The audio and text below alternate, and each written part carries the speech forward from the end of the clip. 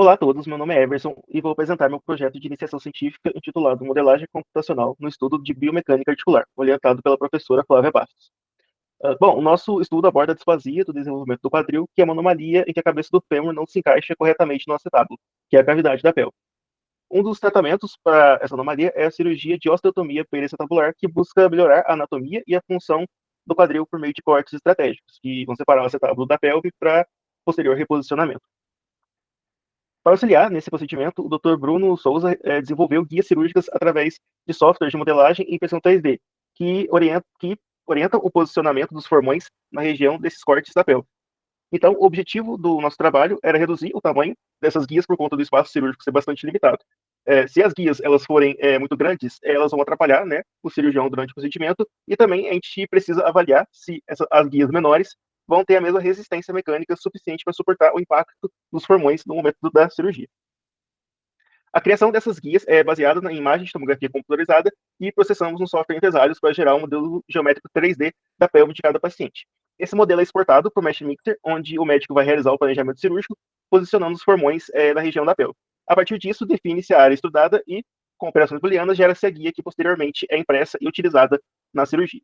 No início, tentamos reduzir o volume manipulando diretamente a malha STL no software Abacus, realizando ali simulações de esforço de tensão num modelo elastoplástico.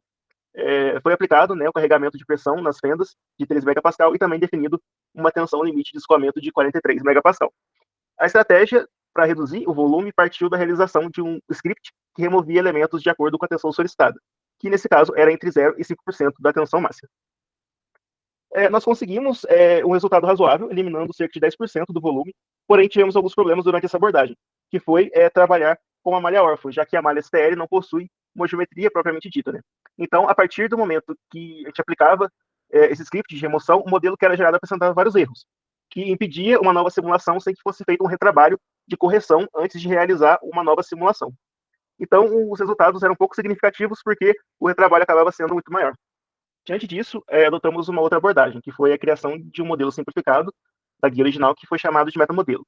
Esse metamodelo foi projetado a partir de 6 pontos de controle sobre a guia original, que foram ligados a partir de uma spline, que ao ser estudada, formava um modelo simplificado em escala próximo ao modelo original. Esse metamodelo permitiu automatizar todo esse processo, desde a criação da geometria até a realização da simulação. Nessa abordagem, a redução de volume partia da redução do tamanho do modelo, que era feita a partir da aproximação do ponto de controle do centroide do metamodelo original. A escolha do ponto de controle que seria aproximado era feita de forma visual. A cada final de uma simulação era olhada a região próxima do ponto de controle que mais tinha elementos menos solicitados pela tensão. E aí esse ponto era escolhido e aproximado 5% do centroide, e aí sim era realizado uma nova simulação. Esse processo era repetido até que houvesse a diminuição da região menos solicitada ou que a borda da geometria se aproximasse muito de alguma das fendas.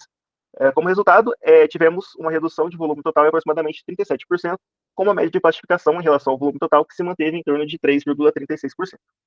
Na nossa abordagem atual, melhoramos o script que estava sendo utilizado anteriormente. Agora, a escolha do ponto de controle, que seria aproximado do centroide, está implementado já no código. A cada iteração aproxima o ponto menos solicitado a uma porcentagem pré-definida de 2% da distância do centroide. A parada do laço vai obedecer a dois critérios, né? Que é o limite percentual de escoamento, que nesse caso estamos definindo em 10%, e o fim da região menos solicitada, que seria não ter mais nenhum elemento próximo a esses pontos de controle que atinjam a tensão pré-definida, que no caso do nosso código está definido em 5% da tensão máxima, que é de 43 megapascal. Esse nosso código também gera um arquivo TXT com as informações do volume total da guia e também o volume da área plastificada a cada iteração, e foi usado no pós-processamento para geração de gráficos, analisando o decaimento do volume total e consequente aumento do volume plastificado. E também dentro do ambiente do Google Colab, fizemos um código para gerar novas geometrias a partir desse metamodelo inicial. Então, foram geradas outras 5 geometrias com pontos de controle que variavam entre 20% para mais e para menos da escala base para tentar um processo de validação desse nosso método.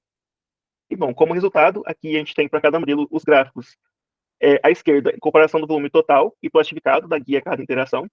Né? Então, podemos observar, né, o decaimento do volume. E também à direita temos o percentual plastificado em cada interação. Né, que a partir, podemos observar que a partir do momento que o volume vai diminuindo, o percentual de plastificação vai aumentando, isso ocorrendo para todas as geometrias. E aqui também, nesses slides, podemos comparar o antes e o depois dos metamodelos iniciais, antes da aplicação do nosso código, né, e também depois da aplicação. o qual visivelmente dá para perceber a redução em tamanho e volume, né, consequentemente, dos modelos. Bom, podemos perceber que na aplicação do nosso código, nessas 6 geometrias, que houve uma redução expressiva do volume, obedecendo esse nosso critério de parada, né, que foi definido 10% do volume de classificação. Nos próximos passos, pretendemos imprimir essas guias, tanto do antes da redução do volume, quanto depois, para testar mecanicamente e observar se, de fato, a redução do volume não atrapalhou na resistência. Futuramente, pretendemos aplicar o método de geometrias de pacientes para ampliar ainda mais essa avaliação, claro, obedecendo o formato orgânico ali da pelve do paciente. Por fim, gostaria de agradecer à Universidade Federal de Juiz de Fora pela bolsa de iniciação científica e também ao projeto de extensão LabMaker pela parceria. Muito obrigado.